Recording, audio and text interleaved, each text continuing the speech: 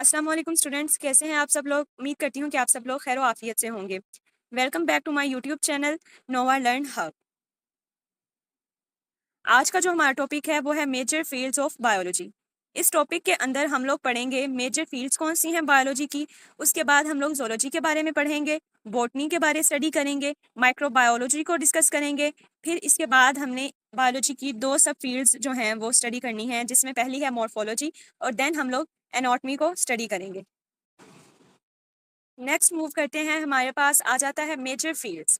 सबसे पहले मेरा आप लोगों से एक सवाल है कि बायोलॉजी इतनी बड़ी साइंस क्यों है, कैसे बनी।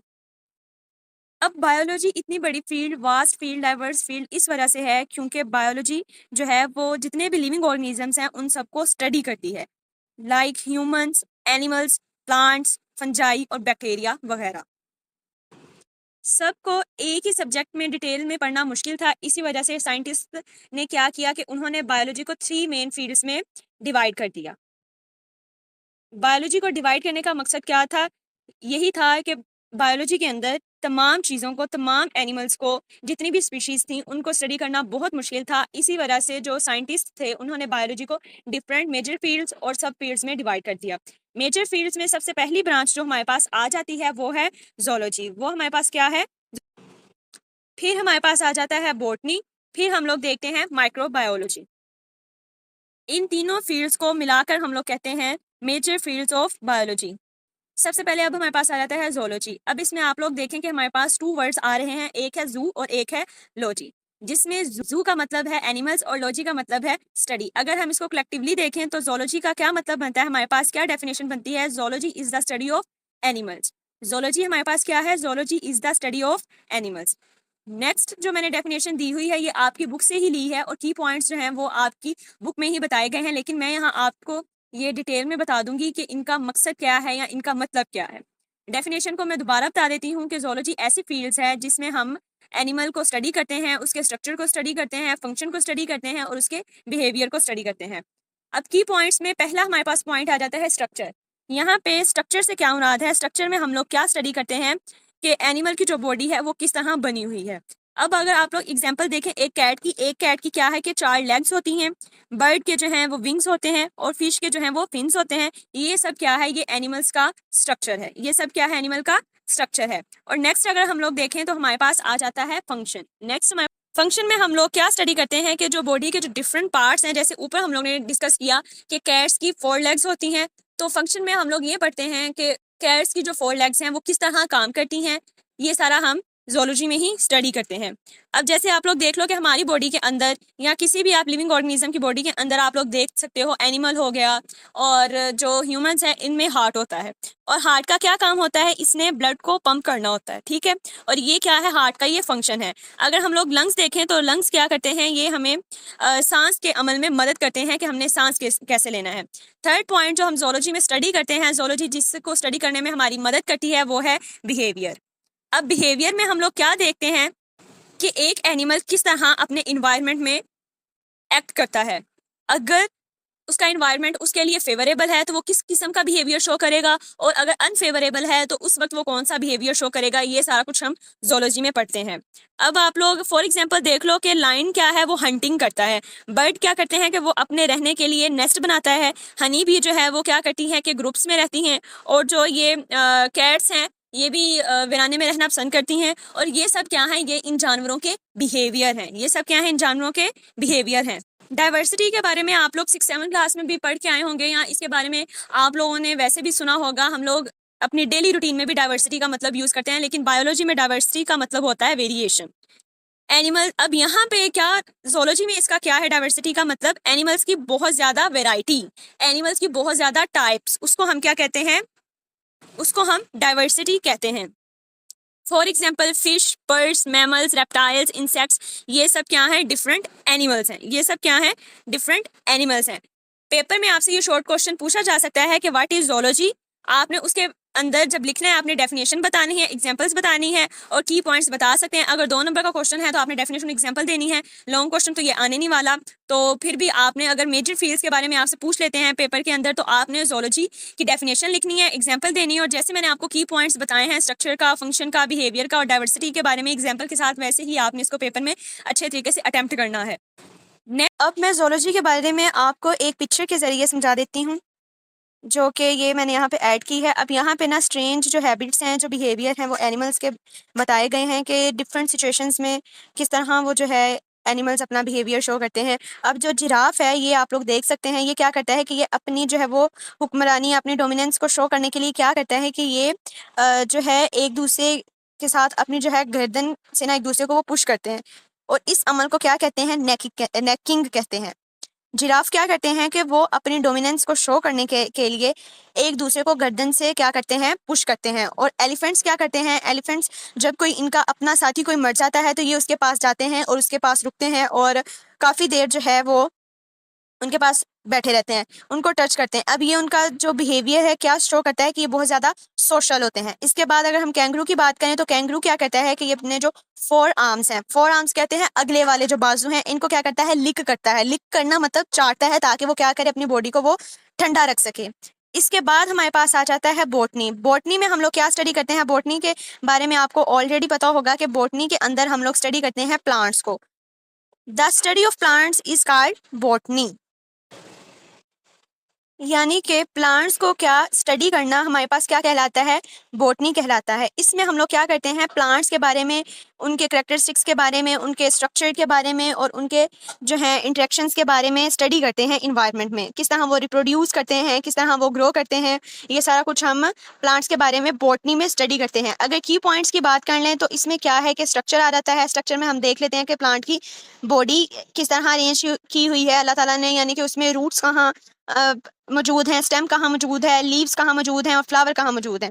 ग्रोथ में हम लोग क्या स्टडी करते हैं कि प्लांट क्या है कि वो किस तरह एक बीज से एक तनावर पौधा बनता है, और इसी तरह हम लोग देखते हैं कि सीड से कैसे प्लांट बन जाता है। और दूसरा फिर हम देखते हैं कि फिर ग्रेजुअली जो है वो उसकी हाइट किस तरह इंक्रीज करती है। रिप्रोडक्शन की तरफ आ जाए तो रिप्रोडक्शन में हम लोग देखते हैं कि जो प्लांट्स हैं वो बीज से, या प्लांट्स जो हैं वो नए प्लांट्स किस तरह बनाते हैं, जैसे सीड्स हो गया या स्पोर्स हो गया। और इंटरेक्शन विद इन्वायरमेंट की बात करें तो प्लांट्स जो हैं वो इन्वायरमेंट से किस तरह जो है वो अपना जो ताल्लुक है वो कायम रखते हैं, किस तरह उनके साथ अपना रिलेशन जो है वो कायम रखते हैं। ये सारा कुछ हम बॉटनी में स्टडी करते हैं। अगर हम लोग एग्जांपल देखें तो प्लांट्स क्या करते हैं कि वो सनलाइट को एब्जॉर्ब करते हैं और उसको यूज़ करते हैं, और उससे फोटोसिंथेसिस का अमल होता है, और देन क्या होता है कि हमें फूड वगैरह और ऑक्सीजन जो है वो मिलती है। दोबारा बता देती हूँ कि प्लांट्स क्या करते हैं, सनलाइट यूज़ करते हैं, वाटर जो है वो एब्जॉर्ब करते हैं, पानी को क्या करते हैं, जज़ब करते हैं, कार्बन डाइऑक्साइड लेते हैं और ऑक्सीजन क्या करते हैं, रिलीज करते हैं। ये पेपर में आपसे शॉर्ट क्वेश्चन पूछा जा सकता है, व्हाट इज बॉटनी।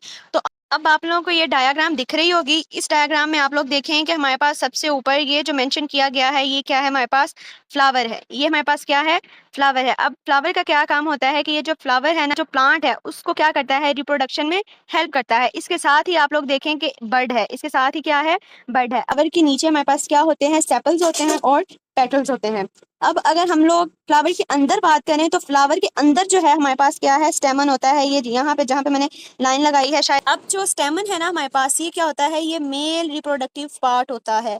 ये मैंने यहाँ पे एम लिख दिया है, इसका क्या मतलब है कि ये मेल रिप्रोडक्टिव पार्ट है, ठीक है। और ये लीव्स हैं, ये लीव्स आप लोगों को यहाँ पे ये नजर आ रहे होंगे, ये हमारे पास क्या है, ये लीव्स हैं। अब लीव्स का क्या काम होता है कि ये फोटोसिंथेसिस के जरिए जो है वो फूड बनाते हैं, ठीक है। अब जो है नीचे हमारे पास आ जाएगा लीफ ब्लेड। ये हमारे पास क्या है, लीफ ब्लेड। ये चीज आप लोग देख सकते हैं, ये हमारे पास क्या होती है, लीफ ब्लेड होती है। अब जो लीफ ब्लेड होता है ना, ये हमारे पास जो पत्ते का चौड़ा हिस्सा होता है ना, उसको हम लोग क्या कहते हैं, लीफ ब्लेड कहते हैं। और जो इसके अंदर जो ये दरमियान में जो लाइन होती है ना, ये वाली मैं आप लोगों को बता देती हूँ। ये जो ये एक आप पत्ता देखो और पत्ते के दरमियान वाली जो लाइन होती है उसको हम क्या कहते हैं, लीफ मिड वेन। दोबारा रिपीट कर देती हूँ कि जो एक लीफ होता है उसका जो चौड़ा हिस्सा होता है उसको हम लीफ ब्लेड कहते हैं, और जो पौधे के दरमियान वाली लाइन होती है उसको हम लोग क्या कहते हैं, लीफ मिड वेन। अब जो हमारे पास पेटियोल है, ये पेटियोल यहाँ पे आपको लिखा नजर आ रहा होगा। पेटियोल का क्या काम होता है कि इसने लीव को स्टेम के साथ जोड़ना होता है। पेटियोल का काम क्या होता है कि इसने लीव को किसके साथ जोड़ना होता है, स्टेम से जोड़ना होता है। फिर हमारे पास आ जाती है स्टेम। स्टेम में क्या होता है कि ये प्लांट को सपोर्ट करती है और जो वाटर है और जो मिनरल्स हैं यानी कि जो पानी है, मादनियात है, इसको क्या करता है थ्रू आउट द प्लांट जो है उसको ट्रांसपोर्ट करती हैं। अब जो रूट्स हैं वो पिक्चर में शो नहीं हो रही, लेकिन मैं आपको बता देती हूँ कि रूट्स क्या करती हैं कि ये ज़मीन के अंदर पाई जाती हैं और ये क्या करती हैं पानी और मिनरल्स को क्या करती हैं एब्जॉर्ब करती हैं। आई होप सो आपको इसकी समझ आ गई होगी, दोबारा रिपीट करने की ज़रूरत नहीं होगी। ये सारा मैंने आपको एक प्लांट का स्ट्रक्चर भी बता दिया कि इस तरह होता है, ठीक है। अब नेक्स्ट हमारे पास क्या आ जाता है, अब माइक्रोबायोलॉजी का वर्ड ही आप लोग देख लें कि माइक्रो का क्या मतलब होता है हमारे पास स्मॉल, और बायो का मतलब मैंने आपको बताया था लाइफ, और लॉजी क्या है स्टडी, यानी कि स्मॉल क्रिएचर्स की स्टडी जिनको हम नेकेड आई से नहीं देख सकते अपनी आम आंख से, उसको उस फील्ड को हम क्या कहते हैं माइक्रोबायोलॉजी। अब माइक्रोबायोलॉजी की डेफिनेशन अगर हम लोग देखते हैं तो यहाँ पे क्या लिखा हुआ है, the study of microorganism such as bacteria and microscopic fungi is called microbiology, यानी कि माइक्रो ऑर्गेनिजम्स वो ऑर्गेनिजम्स जिनको हम अपनी आम आंख से नहीं देख सकते, जैसा कि बैक्टीरिया या माइक्रोस्कोपिक फंजाई जो कि हम माइक्रोस्कोप की मदद से देखते हैं, उनको हम क्या कहते हैं, उस फील्ड को माइक्रोबायोलॉजी कहते हैं। नेक्स्ट अगर हम लोग इसके की पॉइंट्स देखें तो हम इसमें भी जो है वो माइक्रो ऑर्गेनिज्म के स्ट्रक्चर को, उनके फंक्शंस को, उनके हैबिटेट को, उनके रिप्रोडक्शन के सिस्टम को स्टडी करते हैं और उनका हमारे इन्वायरमेंट पे या हेल्थ पे क्या असर होता है, ये भी हम क्या करते हैं माइक्रोबायोलॉजी में स्टडी करते हैं। इसमें साइंटिस्ट क्या कर रहा है कि उसने एक पेट्री डिश को पकड़ा हुआ है और वो उसको ऑब्जर्व कर रहा है, और उस पेट्री डिश के अंदर जो बैक्टीरिया है और जो माइक्रोस्कोपिक फंजाई है वो किस फॉर्म में ग्रो हुई हैं, कॉलोनीज की फॉर्म में ग्रो हुई हैं, मौजूद हैं।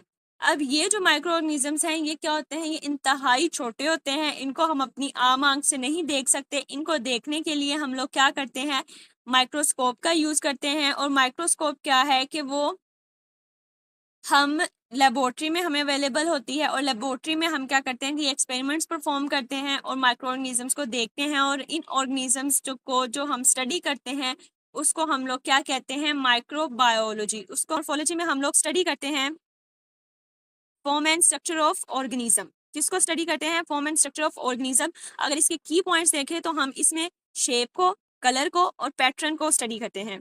अब इसमें क्या होता है कि ये आप इजी वर्ड्स में देख लो कि जो एक्सटर्नल स्ट्रक्चर होता है एक ऑर्गेनिज्म का, उसको हम स्टडी करने के लिए कौन सी फील्ड का यूज करते हैं, वो है मॉर्फोलॉजी। कौन सी फील्ड है, मॉर्फोलॉजी। आसान अल्फाज में अगर हम लोग देखें तो किसी ऑर्गेनिज्म की शेप और अपीयरेंस को स्टडी करना मॉर्फोलॉजी कहलाता है। मॉर्फोलॉजी में हम देखते हैं कि एक ऑर्गेनिज्म की शेप क्या है, उसका कलर क्या है और उसका साइज क्या है। हम यानी कि उसके एक्सटर्नल स्ट्रक्चर्स को देखते हैं, जैसे कि आप बटरफ्लाई के विंग्स को देख लो, उसका पैटर्न क्या है, उसका फ्लावर है, उसको आप लोग स्टडी करते हो, उसमें पेटल्स कहाँ पाई जाती हैं, सेपल्स कहाँ पाई जाती हैं, ये सारा कुछ जो एक्सटर्नल स्टडी आप लोग करते हो वो क्या कहलाती है, मॉर्फोलॉजी। एनाटमी बायोलॉजी की वो ब्रांच है जिसमें हम इंटरनल स्ट्रक्चर को स्टडी करते हैं। इंटरनल स्ट्रक्चर किनके, और ये जो ऑर्गेनिजम्स हैं इनके जो इंटरनल स्ट्रक्चर है इनको स्टडी करना क्या कहलाता है, एनाटमी कहलाता है। अगर आप सिंपल वर्ड्स में देखो तो बॉडी के जो अंदर के जो ऑर्गन्स हैं, फॉर एग्जांपल आप लोग देखो हार्ट देख लो, लंग्स आपके पास हैं, ब्रेन जो है, स्टमक जो है, किडनीज जो हैं, इन सबको जो है वो स्टडी करना हमारे पास क्या कहलाता है, एनाटमी कहलाता है। ये सब क्या है, एनाटमी के पार्ट हैं। अब एनाटमी जो है वो डॉक्टर्स के लिए बहुत ज़्यादा इंपॉर्टेंट है। डॉक्टर्स के लिए ये एनाटमी बहुत ज़्यादा इंपॉर्टेंट क्यों है, इसकी वजह क्या है, क्यों, क्योंकि ये हेल्प करता है डिजीज़ को डायग्नोज करने में कि एक पेशेंट को ये डिजीज़ है।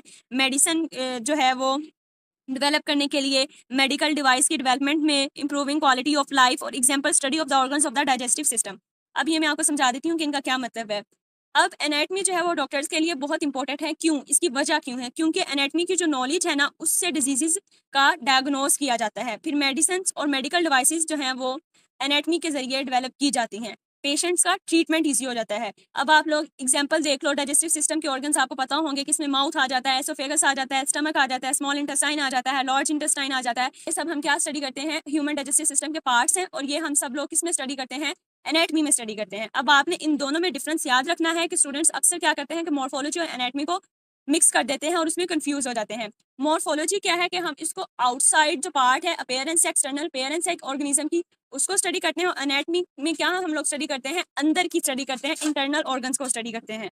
आई होप सो आज का लेक्चर आपको ईजी लगा होगा और आपके कॉन्सेप्ट क्लियर भी हुए होंगे। और अगर आपको आज का लेक्चर अच्छा लगा है तो इसको लाइक कमेंट शेयर करना मत भूलिएगा। मेरे चैनल को सब्सक्राइब भी कीजिएगा और ज़्यादा से ज़्यादा कमेंट्स भी कीजिएगा। वीडियो को मुकम्मल देखिएगा। Thank you so much. अल्लाह हाफिज़।